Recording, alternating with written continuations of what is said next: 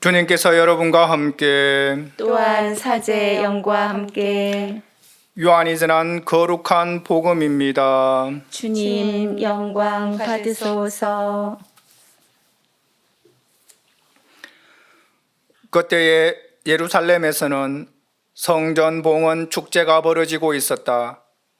때는 겨울이었다.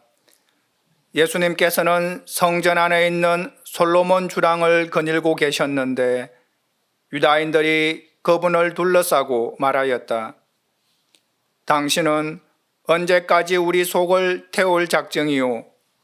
당신이 메시아라면 분명히 말해 주시오. 그러자 예수님께서 그들에게 대답하셨다. 내가 이미 말하였는데도 너희는 믿지 않는다. 내가 내 아버지의 이름으로 하는 일들이 나를 증언한다. 그러나 너희는 믿지 않는다. 너희가 내 양이 아니기 때문이다. 내 양들은 내 목소리를 알아듣는다. 나는 그들을 알고 그들은 나를 따른다. 나는 그들에게 영원한 생명을 준다. 그리하여 그들은 영원토록 멸망하지 않을 것이고 또 아무도 그들을 내 손에서 빼앗아가지 못할 것이다. 그들을 나에게 주신 내 아버지께서는 누구보다도 위대하시어 아무도 그들을 내 아버지 손에서 빼앗아갈 수 없다. 아버지와 나는 하나다. 주님의 말씀입니다. 그리스도님 찬미합니다.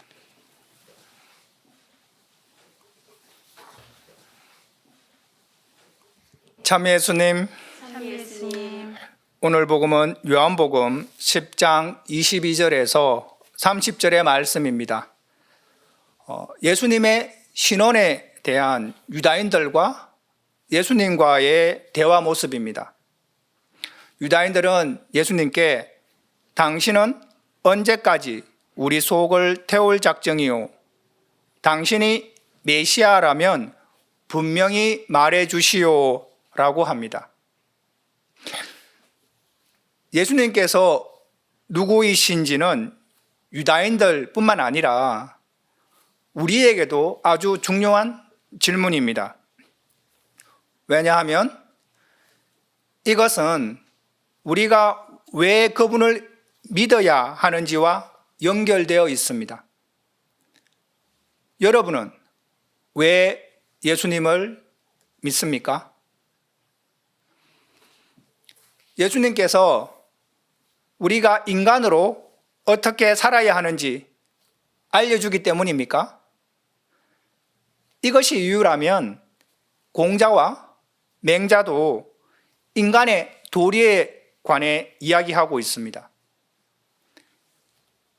예수님을 믿으면 마음이 편해지기 때문입니까? 이것이 이유라면은 심리학 책들도 마음의 상처를 치유하는 방법에 대해서 잘 이야기하고 있습니다. 예수님이 기도하는 방법을 가르쳐 주셨기 때문입니까? 기도하는 방법은 불교에서도 잘 가르쳐 주고 있습니다. 예수님께서는 분명히 위에 말한 모든 것들도 우리에게 알려주고 계십니다. 즉, 예수님은 인간이 어떻게 살아야 하는지, 우리 마음을 어떻게 다스려야 하는지, 또한 기도하는 방법을 우리에게 가르쳐 주십니다. 하지만 우리가 궁극적으로 그분을 믿는 이유는 오늘 복음 10장 28절에 잘 나와 있습니다. 예수님은 나는 그들에게 영원한 생명을 준다라고 하셨습니다. 공자도 맹자도 심지어 부처도 우리에게 영원한 생명을 줄 수 없습니다. 우리에게 영원한 생명을 주시는 분은 예수 그리스도 한 분뿐이십니다. 이것이 우리가 예수님을 믿는 이유입니다. 또한 예수님은 28절에서 그들은 영원토록 멸망하지 않을 것이고 또 아무도 그들을 내 손에서 빼앗아가지 못할 것이다 라고 하시며 25절에서는 그 증거로 당신께서 성부 아버지의 이름으로 하신 일들이 이것을 증언한다 라고 하십니다. 이처럼 예수님은 단지 그 시대의 제자들과만 함께 하신 것이 아닙니다. 지금 여기에서 우리와 함께 하고 계십니다.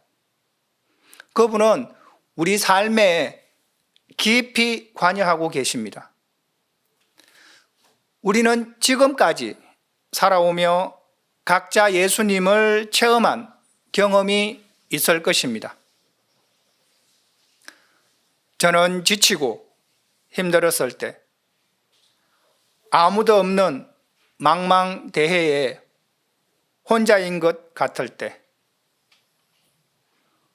어떤 어려운 문제에 봉착했을 때 가족과 주위의 사람들이 저를 도와주려 하지만은 그 문제는 나 혼자만이 해결할 수 있는, 혹은 나 혼자서만 해결해야 되는 그런 어려운 문제에 있을 때 저는 그분을 체험하였습니다. 이와 같은 체험은 저뿐만 아니라 우리 신자 여러분들도 모두 가지고 계실 것입니다. 이 예수님의 체험이 그분이 살아계시며 그분이 누구이신지 알려주는 것입니다. 형제자매 여러분, 이 미사를 통해 우리는 일상 안에서 내 삶의 순간순간을 이끌어 주시는 그분을 느낄 수 있도록 청해 봅시다. 예수님은 우리에게 영원한 생명을 약속하셨습니다. 여러분, 무엇을 염려하십니까? 무엇을 두려워하십니까? 그분과 더불어 오늘 하루도 행복한 하루 보내십시오.